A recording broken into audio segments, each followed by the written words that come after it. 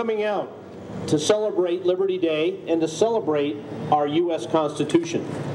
You know, I've done quite a bit of foreign travel over the last 10 years, and I've come to the conclusion that way too many Americans take our liberty for granted. We have tremendous liberty, and it's this document that gives it to us, and it's this document we have to protect to ensure that our liberty remains intact. Let me just give you a couple of examples. We take it for granted that we have religious freedom in this country, that we can be engaged in any religion that we want to. That is not common throughout the world. There are many, many countries where if you don't belong to a particular religion, you are persecuted. In fact, in certain countries, if you convert from one religion to another, you're subject to sanction for it, including the death penalty. These are freedoms that we take for granted every day. And this is a document that remains very relevant in our lives. Let me give you an example there. The Fourth Amendment protection against searches and seizures. When that was drafted by our founders, you know, we were talking about searching homes, searching people on the street, things like that. Today, we have all kinds of issues. Satellite surveillance, eavesdropping, all kinds of technological issues. But the principles established in this Constitution are still the principles we rely on to decide those controversies.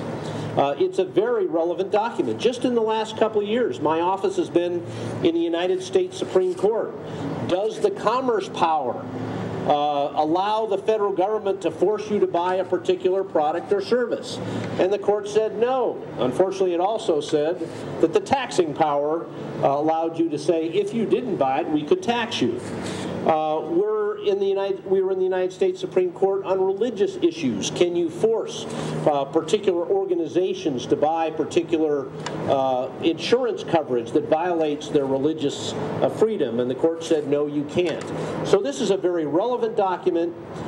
It's issues today and every day that we need to protect these rights. I want to conclude by talking primarily to the young people here today. Oftentimes when you hear your parents talk about politics, they talk about it in a very negative way. Gee, I don't like politicians. Politicians are corrupt, something like that. I want to make sure that you understand that politics is not an optional activity. Politics is essentially people collectively trying to solve our problems. And it takes place whether or not you participate. If you don't vote, then the decision who winds up governing is going to be left to others. If you don't participate, if intelligent people don't participate, then it's left to others. If honest people don't participate, it's left to others. Politics is going to take place with you or without you, and it's important you be involved. And I also want to make sure you understand that politics is a lot more than electing candidates.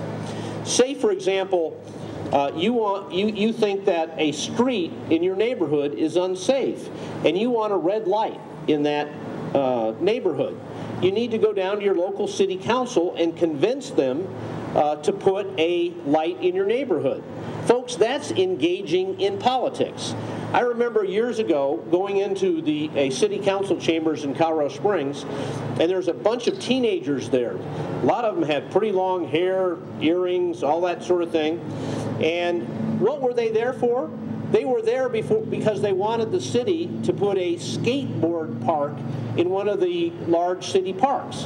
Whether they knew it or not, they were engaging in politics. They were asking the government to use its resources in a way that they wanted to do it.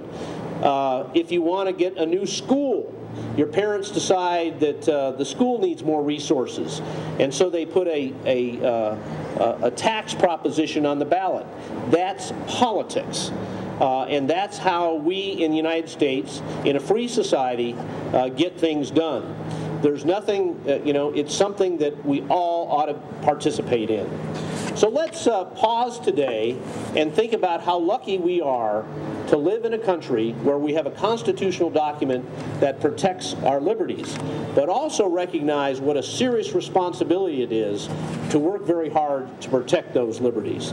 So Jimmy, thank you very much for the opportunity to kick this off. Hopefully we'll have a great Liberty Day. Thank you very much, sir. Attorney General John Suthers, thank you much as well for your service.